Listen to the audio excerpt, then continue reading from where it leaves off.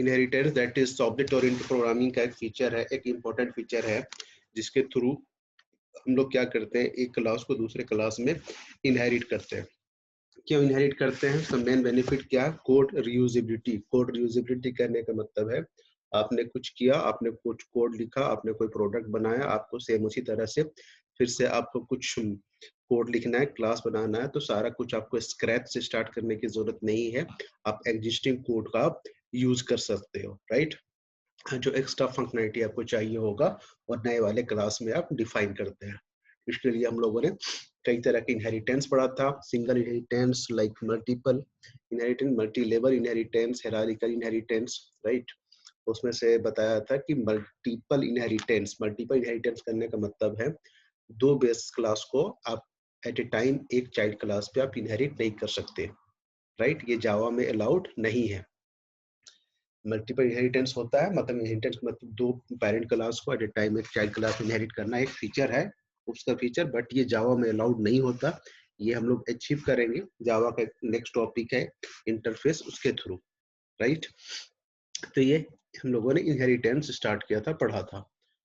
उसके अंदर फिर से हम लोगों ने डिस्कस किया था आगे चल के, लाइक ओवरराइडिंग क्या होता है। ओवरराइडिंग का मतलब है कि लाइक बेस क्लास आपने कोई मेथड डिफाइन किया, आपने फिर से चाइल्ड क्लास में अपने फिर से आइडेंटिकल मेथड आपने डिफाइन कर दिया, तो उससे क्या होता है, बेस क्लास का मेथड का एग्जिस्टेंस खत्म हो जाता है और ऑलवेज आपका चाइल्ड वाला एग्जीक्यूट होता है, ठीक है। तो ये इन्हें ओवरराइडिंग क्यों करते हैं? ओवरराइडिंग क्यों करते हैं? ओवरराइडिंग ओवरराइडिंग क्यों करते हैं? कंफर्म करना। मुस्कान, आप स्क्रीन शेयर किया मैंने अभी, अब दिखाई दे रहा?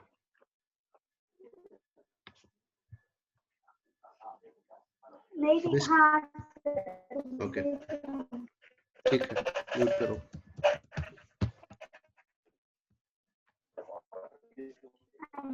ओवरराइडिंग, ठीक है, म्यूट पे रहो। ओवरराइडिंग मैंने बताया था कि आपने बेस क्लास में कोई मेथड डिफाइन करते हो, फिर चाइल्ड क्लास में आप फिर से सेम मेथड डिफाइन करते हो, तो चाइल्ड क्लास का मेथड आपके बेस क्लास के मेथड को एग्जिस्टेंस को खत्म कर देता है, राइट। ये ओवरराइडिंग था। ओवरराइडिंग क्यों करते हैं? ओवरराइडिंग ये पूछा जाता है, ओवरराइडिंग करते क्यों है? फिर जब आपको बेस क्लास में आपने जो मेथड था आपने फिर से चाइल्ड क्लास में डिफाइन करना ही था, तो क्यों ओवरराइड करते हैं? तो ओवरराइड करने का पर्पज हमारा होता है, हम फंक्शनैलिटी को बढ़ाना चाहते थे।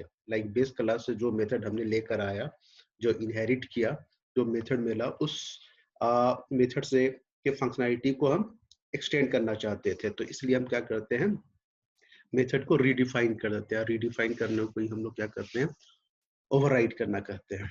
यहाँ तक हम लोगों ने डिस्कस किया था। उसके बाद हमने डिस्कस किया था लास्ट, कंस्ट्रक्टर इन इनहेरिटेंस। कंस्ट्रक्टर क्या इनहेरिट होता है या नहीं होता है? तो इस पे ये बात बताया था कि कंस्ट्रक्टर इनहेरिट नहीं होता, कभी भी कंस्ट्रक्टर जो है इनहेरिट नहीं होता। लेकिन कंस्ट्रक्टर का एक फीचर ये है कि खुद को अपने आप को एग्जीक्यूट कराने से पहले वो अपने बेस क्लास से कंस्ट्रक्टर को चलाता है। जैसे यहाँ पे एग्जांपल लिया था क्लास ए में, जैसे क्लास ए है, क्लास ए का कंस्ट्रक्टर है, क्लास बी में बी का कंस्ट्रक्टर बनाया, क्लास सी में सी का अपना बनाया, राइट। जब हम सी क्लास का ऑब्जेक्ट बनाते हैं तो अगर इनहेरिट नहीं होता तो सिर्फ ये वाला चलना चाहिए था, बट जब इसको हमने चलाया था तो ए बी सी तीनों प्रिंट हो गया था, राइट।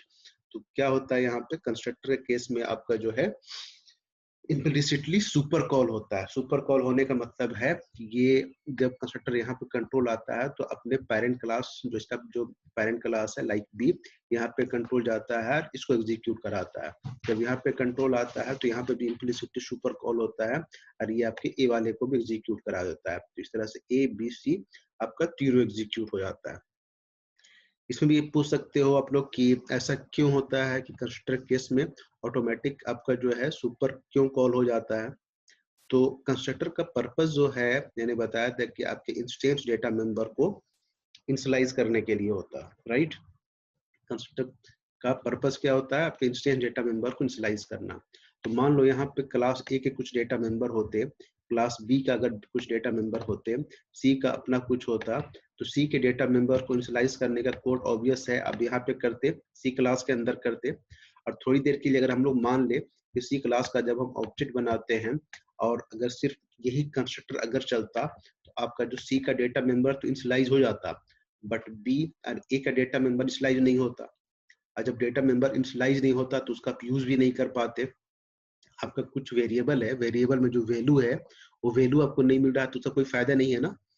तो इसलिए ऐसा कुछ कंस्ट्रक्टर के साथ ऐसा कुछ रूल है कि ये खुद को अपने आप को इनिशियलाइज करने, चाइल्ड क्लास का जब हम लोग ऑब्जेक्ट बनाते हैं तो चाइल्ड क्लास जो आपका जो कंस्ट्रक्टर होता है तो खुद को एग्जीक्यूट कराने से पहले अपने बेस क्लास से कंस्ट्रक्टर को एग्जीक्यूट कराता है। पर्पज ये है कि उसके भी डेटा मेंबर इनिशियलाइज हो जाए, और लाइक इसके ऊपर भी कोई क्लास है तो ये भी इम्प्लिसिट सुपर कॉल कर रहा है, मतलब इसके डेटा मेंबर इनिशियलाइज हो जाए। इसलिए आपका यहाँ पे ABC आपका तीनों प्रिंट हो रहा था, राइट। अब इससे आगे हमने फिर कराया था ये कि अब मान लो यहाँ पे तो खैर कंस्ट्रक्टर है, एक ही डिफॉल्ट कंस्ट्रक्टर है, यहाँ पे एक, यहाँ पे एक, यहाँ पे एक। लेकिन अगर मल्टीपल कंस्ट्रक्टर अगर हो एक क्लास के अंदर, अगर मल्टीपल कंस्ट्रक्टर हो तो उस केस में क्या होगा, लाइक यहाँ पे हमने 2 कंस्ट्रक्टर डिफाइन कर दिया, राइट। यहाँ पे भी ऐसा कुछ है, यहाँ पे ऐसा है, तो ये कैसे होगा, कौन सा चलेगा। तो यहाँ पे भी जब आप चलाओगे तो अभी भी पहले की तरह ABC ही प्रिंट होगा, ABC, मतलब ये कंस्ट्रक्टर नहीं चलेगा या ये वाला नहीं चलेगा, ठीक है। बाय डिफॉल्ट चाइल्ड क्लास से पेरेंट क्लास का जो कंस्ट्रक्टर जो कॉल होता है वो ऑलवेज डिफॉल्ट कंस्ट्रक्टर ही कॉल होता है, पैरामीटराइज्ड कंस्ट्रक्टर इम्प्लिसिटली खुद ब खुद कॉल नहीं होता। लेकिन उसको अगर कॉल करना है, हम चाहते हैं कि हमारा पैरामीटराइज्ड कंस्ट्रक्टर भी कॉल हो जाए, तो उसके लिए एक कंसेप्ट है जिसका नाम है कंस्ट्रक्टर चेनिंग, वो डिस्कस कर लेते हैं अभी।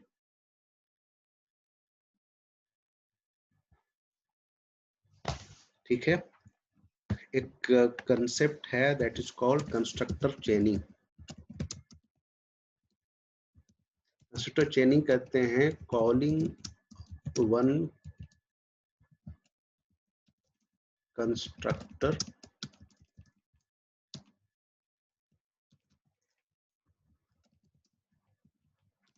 फ्रॉम अनदर कंस्ट्रक्टर, ठीक है। अगर इसको अभी हम लोग एग्जीक्यूट कराएं तो अभी इसमें भी ABC ही प्रिंट होगा। मैं चला कर देख लेता हूँ पहले।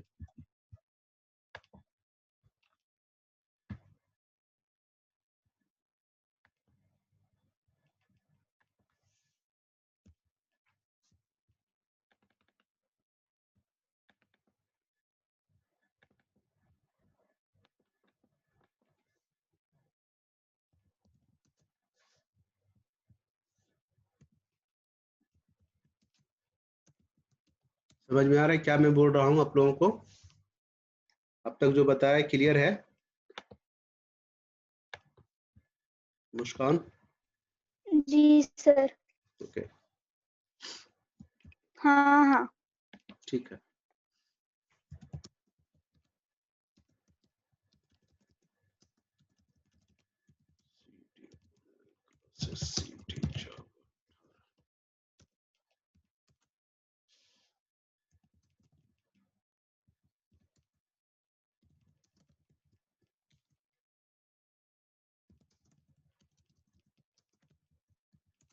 ठीक है, तो यहाँ भी देखो ABC ही प्रिंट हो रहा है, ठीक है। मतलब ये आपका जो है ये कंस्ट्रक्टर भी नहीं चला, जो पैरामीटराइज्ड कंस्ट्रक्टर है वो ऑब्वियस है नहीं चल रहा है। तो उसको चलाना अगर हो तो बाय डिफॉल्ट जब हमने C चलाया तो यहाँ पर कंट्रोल यहाँ पे आया, हम चाहते हैं यहाँ से ये वाला भी एग्जीक्यूट हो जाए, ये भी चल जाए। तो इससे हम लोग क्या कर सकते हैं, यहाँ पे दिस के साथ कोई एक आर्गुमेंट पास कर दो इंटीजर टाइप का। तो ये इंटीजर टाइप का जो है दिस के साथ ही 10 लेकर आएगा और आपका यहाँ पे वो एग्जीक्यूट हो जाएगा। और x की वैल्यू अगर आपका होगा तो x की वैल्यू भी आपका प्रिंट हो जाएगा, ठीक है।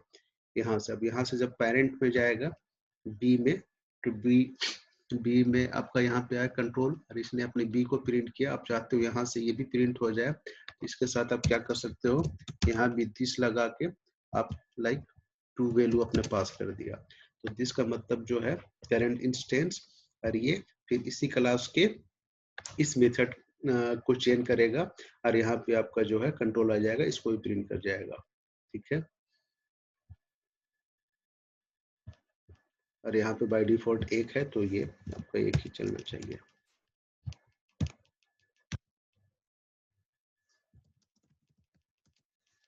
ठीक है। ए प्रिंट हुआ सबसे पहले पेरेंट वाले के पास, और उसके बाद फिर बी का 5 6 आ गया, फिर बी में आ गया, फिर सी 10 और फिर सी। ठीक है, सबसे पहले तो यहाँ से कंट्रोल आना ही था, तो ये वाला प्रिंट हो गया। फिर बी में जब आया तो बी में यहाँ पे आपके पास, यहाँ से हमने इसको चेंज कर दिया था, यहाँ से भेज दिया था पहले, तो मतलब यहाँ पे बी प्रिंट हो गया एंड एक्स की वैल्यू एंड वाई की वैल्यू। बी यहाँ पे आया बी, और यहाँ से फिर एक्स की वैल्यू एंड वाई की वैल्यू 5 6 बी एंड 5 6 प्रिंट हो गया। ठीक है, और उसके बाद फिर जब यहाँ पे सी पे आया तो सी को खुद को प्रिंट कराने से पहले यहाँ पे आ गया, तो सी का वैल्यू पहले सी 10 एंड सी। ठीक है, इस तरह से अगर हम चाहते थे कि पहले लाइक ऐसा भी कर सकते थे कि यहाँ पे कंट्रोल आया, यहाँ पे आया, अब मैं चाहता था कि पहले पेरेंट क्लास का ये कंस्ट्रक्टर चल जाए, तो यहाँ पे हम लोग ऐसे भी कर सकते थे। दिस ना कॉल करके मैंने क्या कर दिया, यहाँ से सुपर कॉल कर दिया, और सुपर के साथ हमने क्या कर दिया, पेरेंट क्लास का जो यहाँ तो पेरेंट में एक ही है,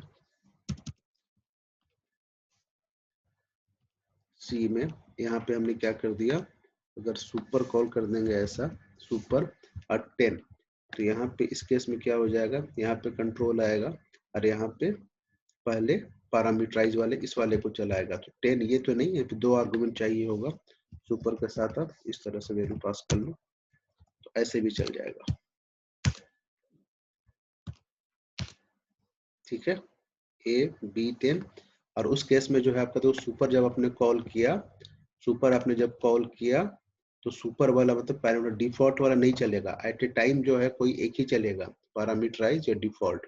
ठीक है, तो सुपर आपने कॉल कर दिया तो फिर डिफॉल्ट वाला नहीं चला, दिस वाला के साथ आपने एक से दूसरे को कॉल कर दिया था, लेकिन जब यहाँ पे सुपर के साथ आपने कॉल किया इसके साथ, तो यहाँ पे आने के बाद ये दोनों नहीं चलेगा, ये दोनों नहीं चलेगा, ये सिर्फ ये वाला चलेगा।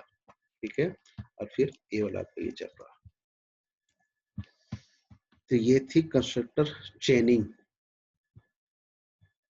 ठीक है, आगे कंसेप्ट है, वहां पे हम लोग बढ़ते हैं।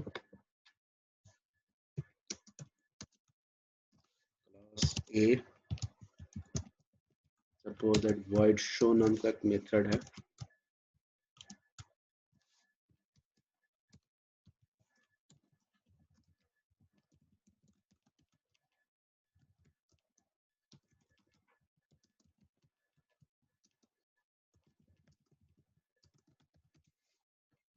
ठीक है, क्लास बी बनाया,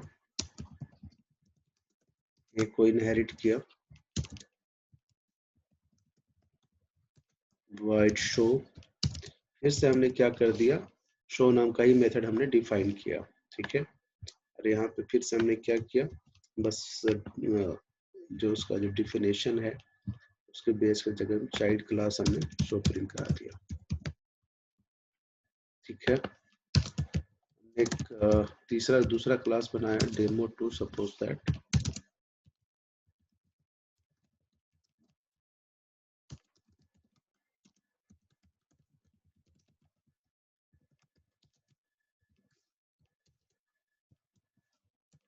ठीक है, अब तक हम लोग ये करते आए, बी क्लास का ऑब्जेक्ट बनाते थे, चाइल्ड क्लास का हम लोग रेफरेंस लेते थे और चाइल्ड क्लास का ही ऑब्जेक्ट बनाते थे, और जब हम बी डॉट शो कॉल करेंगे तो ऑब्वियस आपका जो है ओवरराइडिंग हो रहा है, चाइल्ड वाला आपका मेथड एग्जीक्यूट होगा। ये पहले की तरह है, कुछ नया इसमें नहीं किया, राइट। जावा सी demo2 डॉट जावा डेमो। ठीक है, क्या है, जावा डेमो पब्लिक स्टैटिक वॉइड में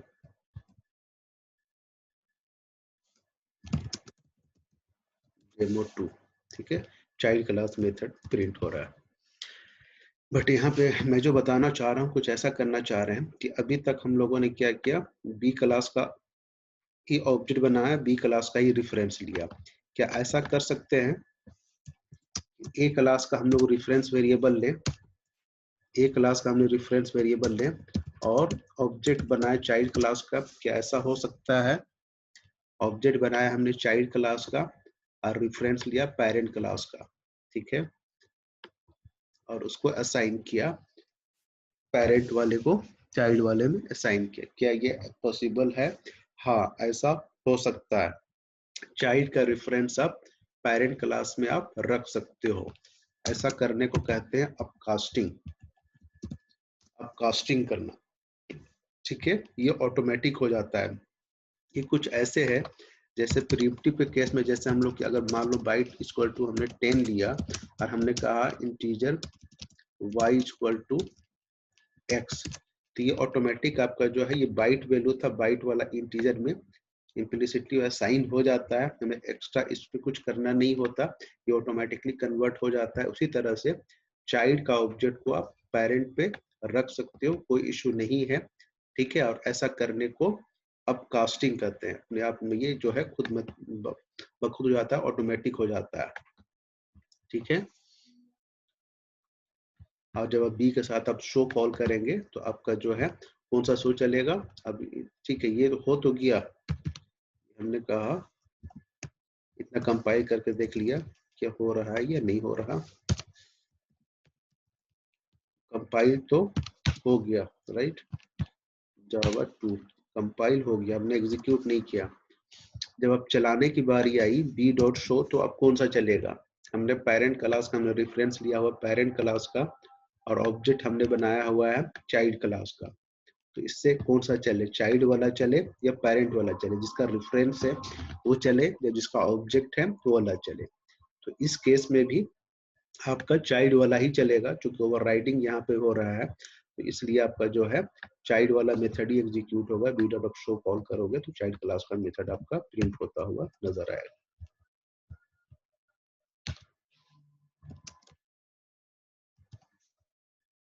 सॉरी, ए लिया हुआ है यहाँ पे, तो ए डॉट शो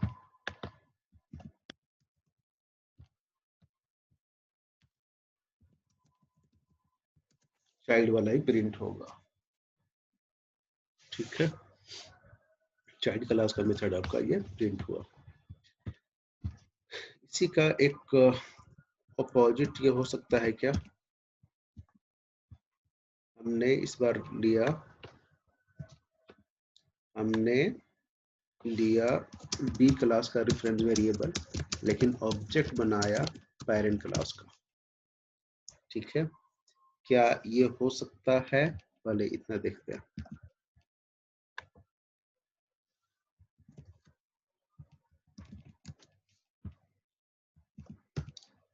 अब इसको कंपाइल करोगे इस बार demo3.java, ये एरर आएगा, ठीक है, नहीं कर सकते।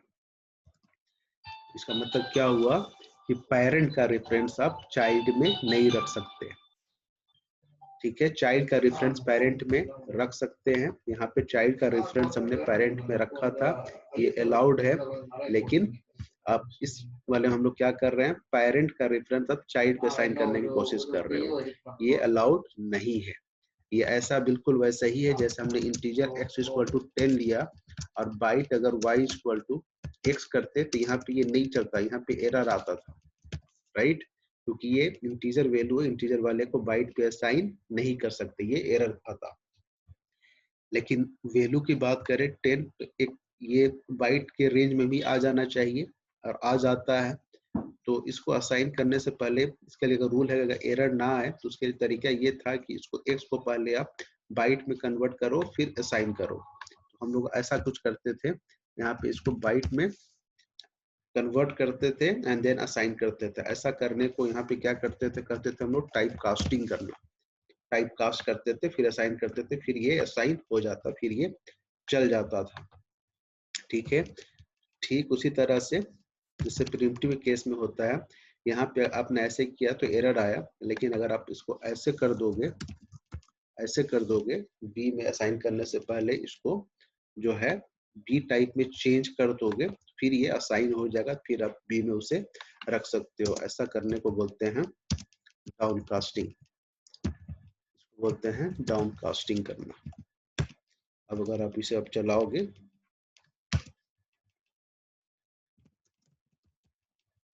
डेमो 3, सॉरी जावा, अभी तो मैंने कुछ कॉल किया नहीं है, तो ये आपका कंपाइल ऐसे हो गया जावा सी, अपने देखो demo3.java, तो ये कंपाइल हो गया। ठीक है, चलाने की बारी अगर हम लोग यहाँ, लेकिन इसमें अब देखो जब हम शो कॉल करने की कोशिश करेंगे तो क्या होगा, चलेगा नहीं चलेगा।